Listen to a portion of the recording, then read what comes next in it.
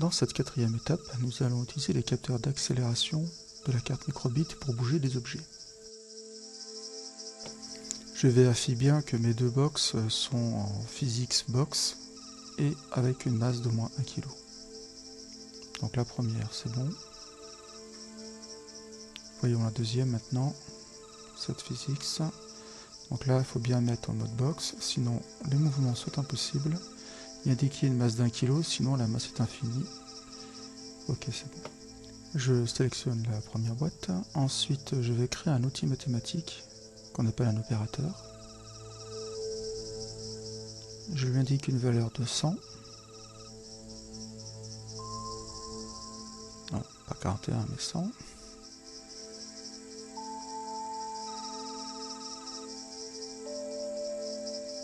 Maintenant, je vais prendre un physics slider.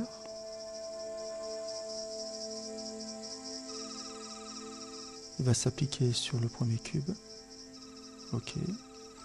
Par rapport au sol. Voilà.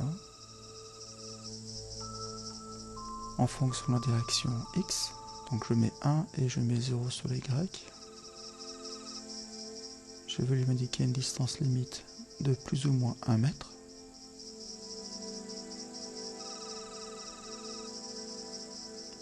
J'applique. Dans notre programme, les accélérations X et Y sont respectivement en position 3 et 4. Je fais un clic droit sur éducation bureau, je clique sur la position 3, je l'injecte sous une division dans l'opérateur et la sortie, je l'injecte comme étant le moteur du slider. Maintenant, si je teste le programme, on voit que si je secoue la carte microbit, le cube suit le mouvement.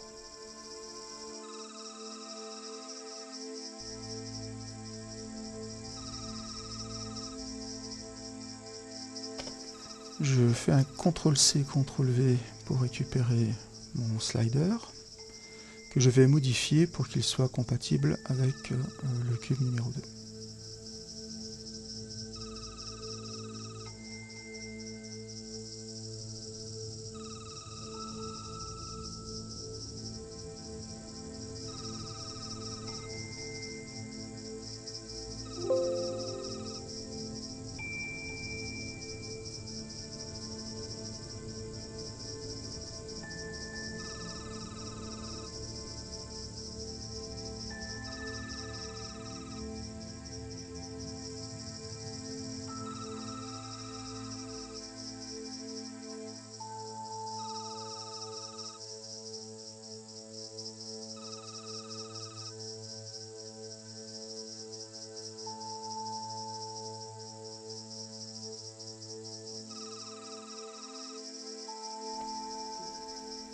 Donc maintenant, en fonction des accélérations subies par la carte microbit, on voit que les deux cubes suivent le mouvement.